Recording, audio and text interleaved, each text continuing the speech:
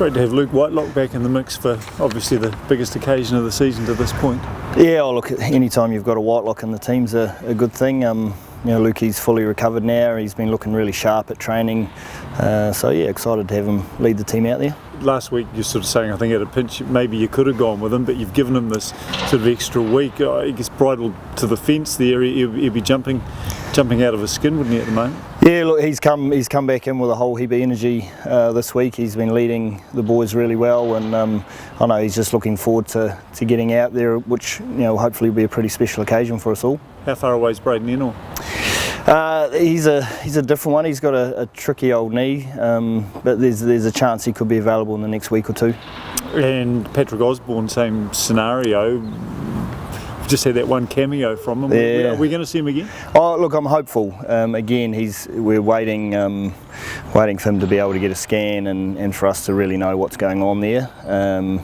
Once we know more, then I can tell you more. At the moment, I'm not really sure when Pat will be available. So you're running Nani at 13. I guess this is probably an opportunity that he's been waiting for. Is that a more natural position for him, do you think, than the wing? Yeah, look, I think Nani's future is probably going to be in the midfield as a wing that can push out to. As a 13 that can push out to the wing.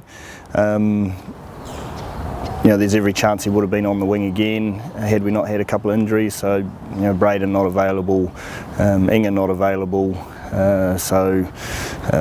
For us, we want a little bit more experience in there. So Tim and Nani is a good fit.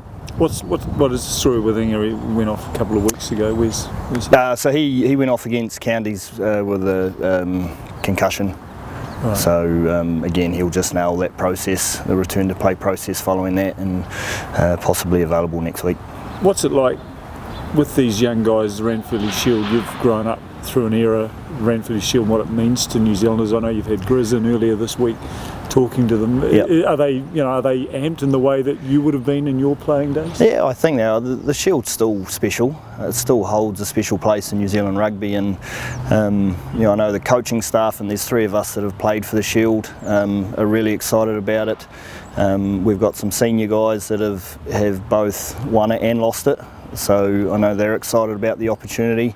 And then we've got a group of young guys that have never experienced Shield rugby before. So it's a little bit unknown for them, but the excitement from everyone else in the group flows on.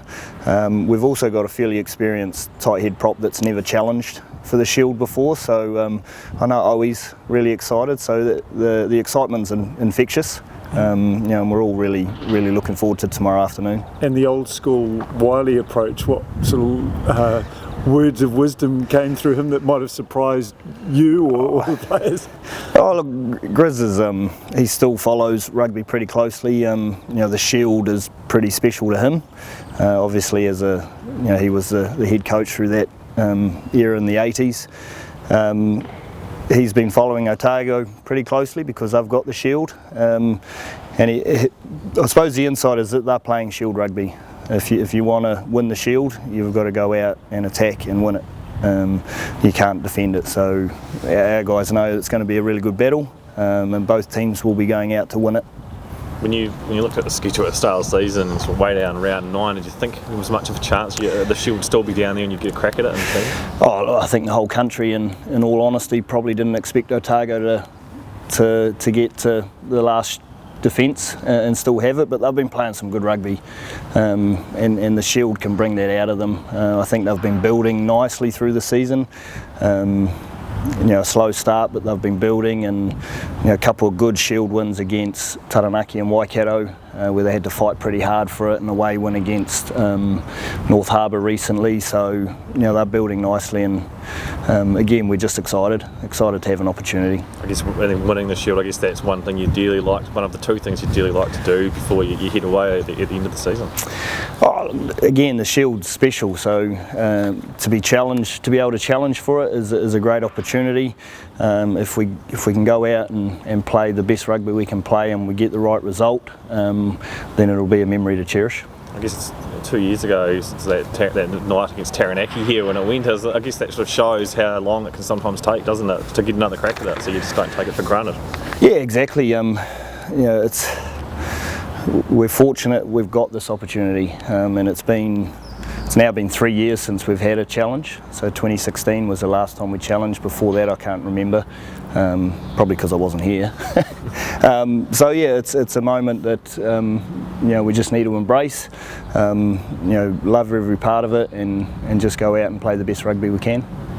Just finally, the patriarch, I guess, of Canterbury Rugby, Tiny's passing this week. Sad occasion for everybody. Armbands this week?